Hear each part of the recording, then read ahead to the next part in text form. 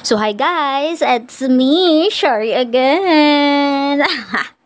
Napakalandi ang putang ina. Ay, sorry guys, bastos pala yon. So, sa yanda nga video guys, ay pag-uusapan natin dito yung sa mga sobrang dami na mga tanong ng mga baguhan ko na mga followers or siguro mga baguhan ko na mga subscribers. At the same time, sa mga iba't ibang social media account ko, meron sa TikTok, sa Instagram, sa Facebook page, at sa Facebook ko, or meron sa Twitter. May mga nagtatanong kung ano daw ba yung aking skincare sa aking outfit.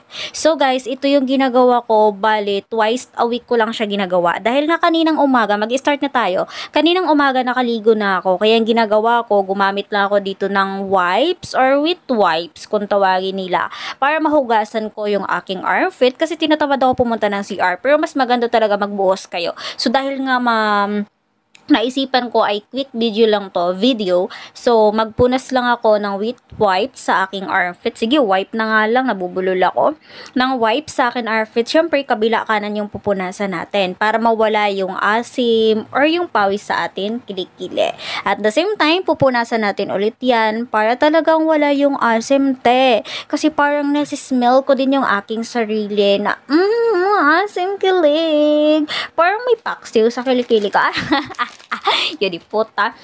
So, pagkatapos ko pala nga guys, kasi pag gumamit ka talaga ng wipes, pag natuyot siya, dry yung skin ko. Subok ko na siya guys. Wag nyo na akong pangungunahan kasi subok ko na siya. Nagda-dry talaga yung aking outfit kasi pag sinabi kasi nating wipes, para lang siya talaga sa mga parang kamay-kamay lang. Basta nagda-dry yung outfit ko. Kaya ginagawa ko, gumamit ako dyan ng moisturizer, which is ginagamit ko siya sa mukha ko para ma-moisture yung aking balat or yung aking mukha pag ako gumagamit ng makeup. So, at the same time, itong aking moisturizer ay for all types of skin naman siya. At subok ko na sa aking outfit at wala naman side effect. Napakaganda niyan, guys. So, syempre, kunting moisture lang para hindi ganun ka-dry yung outfit nyo. Kasi alam nyo yun, guys, pag yung dry yung isang balat, ang sakit yun, te. Dry, diba? Dapat medyo basa.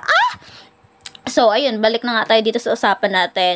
So, after a second lang, natuyot na kaagad yung aking outfit kasi nga meron naman akong electric pan dito sa aking upper. So, ito yung ginagamit ko sa aking kilikili, itong whitening na cream. Basta brightening cream siya. So, actually, meron kasi may nagpadala sa akin yan ng isang brand last year pa. So, after niya nagkaroon ng pre-product na testing sa akin, mas nagustuhan ko yung product na kasi sobrang smooth niya at medyo may effect talaga. Hindi medyo, kasi alam mo yun, 2 years ko na itong ginagamit yung brightening skin na to at talagang nawala yung mga dark line ng outfit ko. So, ito nga pala yung aking routine every twice a week. So, nilalagay ko lang, ina-apply ko lang sa kilikili ko.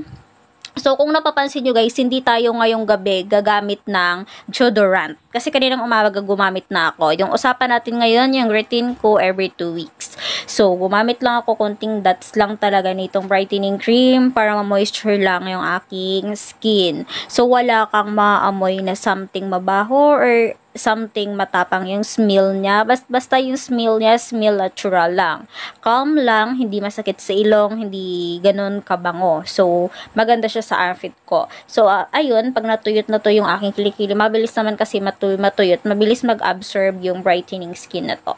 So, that's all lang guys. So, ipapakita ko sa inyo ng zoom. Just wait. There's more. So, ito nga pala yung right side ng outfit ko. Ipapakita ko pala sa inyo yung right side lang ha. Madamot ako ngayong gabi kasi tinatamad na ako. So, yun nga pala, 'di ba? Parang ang cute na ng hair ko diyan. So, bye.